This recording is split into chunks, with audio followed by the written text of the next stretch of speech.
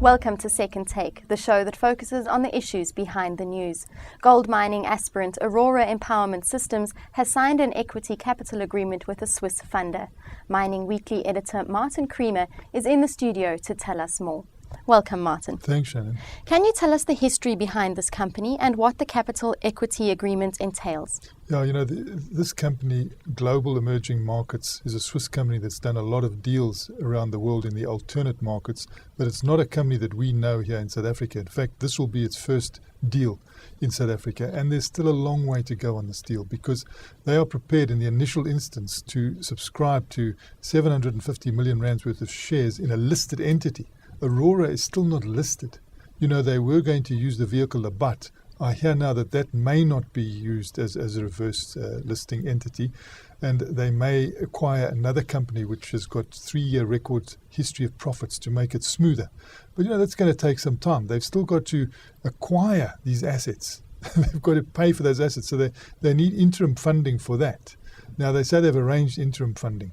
And, as we sit here now, the courts in Pretoria are deciding whether they're going to give an extension for this liquidation offer. So I'm sure the courts will do that. But still, there are so many hurdles, there's so many regulatory hurdles in the way that although this deal was announced amid a flurry of trumpets yesterday, I think the time frame is still long away. Now, they say that Aurora will be acquiring shares in a JSE entity. What's that? You see, Aurora is not specifying because I suppose they don't want the world to know, what their plans are.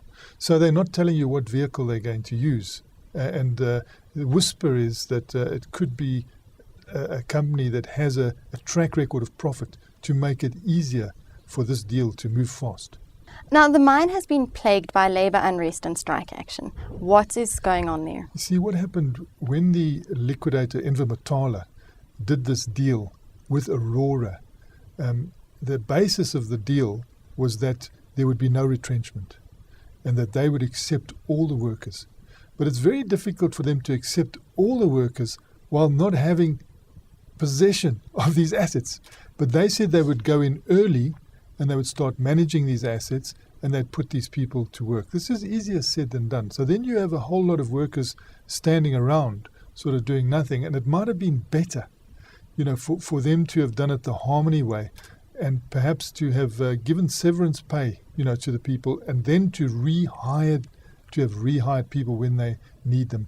But they committed now to this no retrenchment policy, although they were backing down on it yesterday. Enver Matala has said many times that, this is one of the characteristics of this deal. So one imagines if they are going to renege on that, not keeping full employment, is their bid going to be valid? So there are still so many imponderables around this Aurora deal. Aurora, a black-owned company with Zondwa Mandela, the grandson of Nelson Mandela, as its CEO. They call him the CEO yesterday. Before they were calling him the MD. So, there's even worry about titles. And then you've got the chairperson, Kulubusi Zuma. I see he's calling himself Kula Zuma, which is a little bit easier to pronounce. He's the chairman, so he's the nephew of our current state president, Jacob Zuma.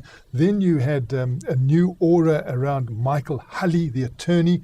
He's best known as President Jacob Zuma's attorney.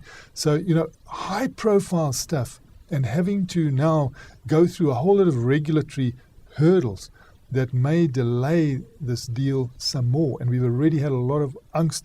While we were sitting there talking, NUM was complaining in media releases that water had been cut off to 2,000 mine workers in Grootvlei. At the same time, Michael Hulley was saying to us, well, look, he doesn't know whether he can commit himself to taking on all these workers. So I still see a lot of tension in the air. But they've announced themselves as being confident of being a principal player in mining. What do you think is going to happen? You see, in the text, the media text that they put out to journalists and read yesterday, they made some lofty statements, and I would prefer them to keep their feet firmly on the ground. They can reach for the stars later.